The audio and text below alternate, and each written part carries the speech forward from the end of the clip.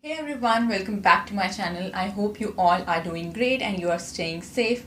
It's been a hot minute since I came here and met you guys through a video, but a lot has been happening, and after especially this big pause for almost the entire year, suddenly a lot of stuff is happening, and that's why I didn't really have the time and energy to read and record much, and that's why I wasn't here.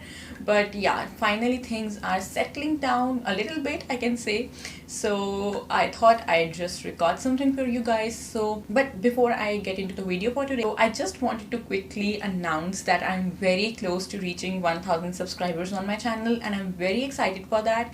And I'm planning on doing a giveaway when I reach that milestone, and it would be the second giveaway on my channel.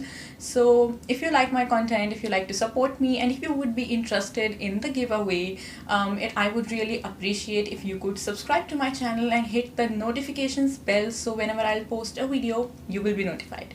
Now with that out of the way, let's start with today's video. So sometime back, somebody commented on a video of mine that they want me to recommend books about or dealing with loneliness in love. And that is what inspired today's video, but it is not exactly about that because I think that's very specific and I would like the video to be a little more general. So today's video is about books that would make you feel good, and I think this year more than ever we need such books. Now after this lengthy introduction, let's finally get started with book number one.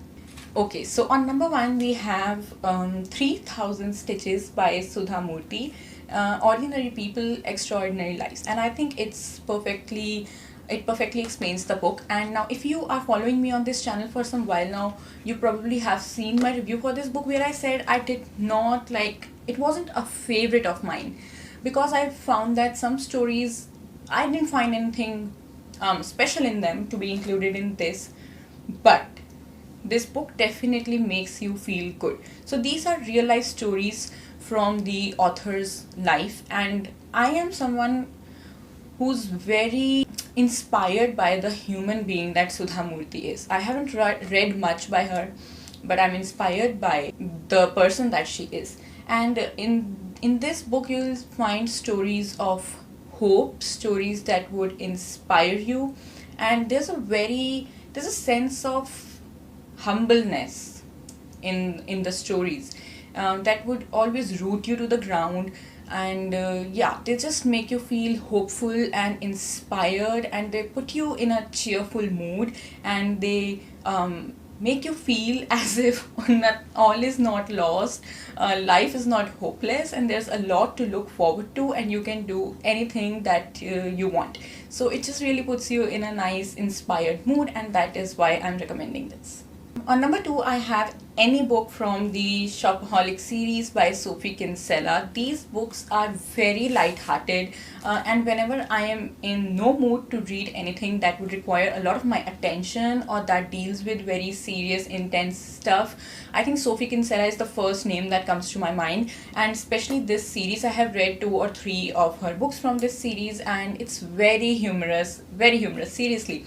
And these books are page turners, total page turners. You can't put them down. The stories will always engage you in a way that you would not want to put it down. And the main character, Becky, she's a total bomb. She's such a fun character, and it's so fun to follow her around in all her adventures and look at life through her lenses, through her perspective. These books just really make you cheerful. Just talking about them, thinking about the stories that I've read, they make me feel very happy and excited for life, and I think that's exactly what you need when you're feeling low, and that is why I'm recommending Shopaholic series from Sophie Kinsella. Okay, on number 3 I have Flowers on the Path by Sadhguru. Sadhguru is someone I like to listen to a lot because I think he makes sense a lot of the times, and he doesn't deal with things in a very superstitious manner. He has this thing about his words have the power to make you think logically and to make you see things in a clearer way. And reading this book makes you understand life and makes you understand yourself a little better. It kind of unfogs your vision and your perspective and thinking about certain things. So whenever I'm in a fix, I like to go back to this book because things start making sense somehow. And it's like there are these knots in your heart, in your brain, in your body, and this book unknots it. It really does, and it's written in such a simple language. Like, a lot of times these books that deal with philosophies of life and everything, they tend to confuse me. Their language is most often than not very confusing, but that's totally not the case with this book, and that is why I just love reading this. And since I'm talking about this book, if you do not want to read it, you do not have it, you can always listen to Sadhguru. I love listening to him. He speaks so well. He makes sense. He makes me make sense of my life. So I just totally love his writing. If you are someone who feels calmed down in the midst of nature or while reading about nature, I think this book is the perfect one for you, which is Land Your Days by Ruskin Bond.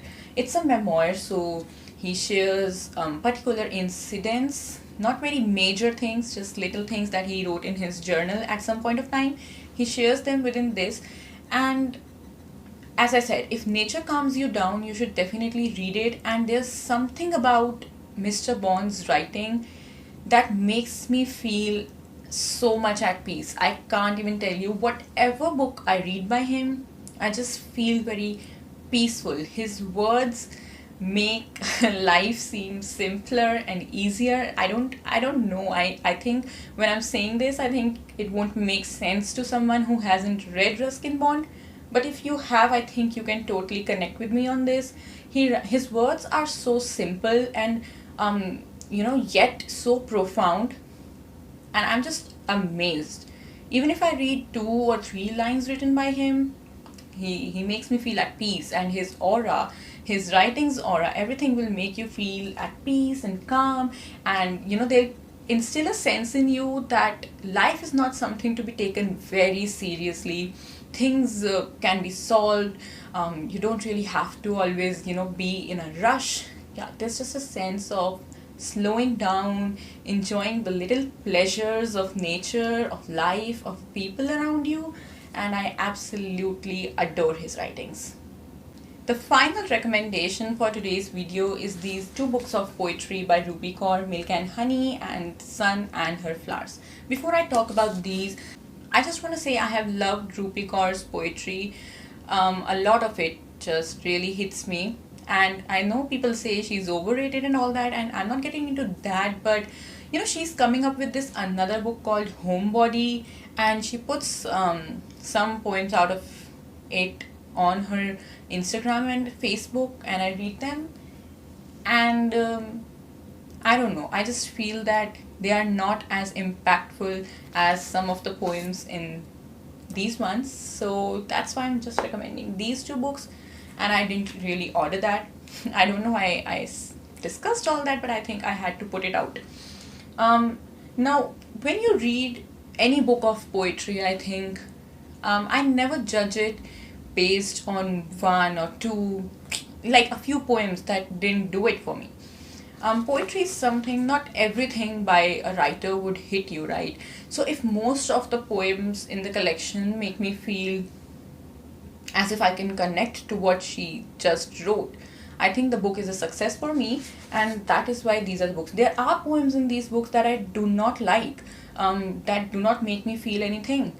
But there are also poems that have become so close to my heart, and I love revisiting those poems, and that is why I think these 2 poetry books are great when you are not feeling really, you're not in a good place emotionally and mentally. They kind of make you feel empowered. They make you feel as if you are capable of things that you do not even think about. You're capable of looking after yourself. You should look after yourself, and it just helps you understand your thoughts better, helps you feel that you're not alone, and this too shall pass. So that's the kind of feeling that these books give you, and that is why I feel these are great when you're not feeling good, when you're feeling a little low. And yeah, so with this I end today's recommendations. These are the books that I think will help you whenever you're not in a good place. If you enjoyed this video, I would really appreciate if you could hit the thumbs up button. It lets me know that what content you people are enjoying, what's working, what I need to work on. And it would be great if you could hit the subscribe button to my channel. I'll see you in my next video. Bye.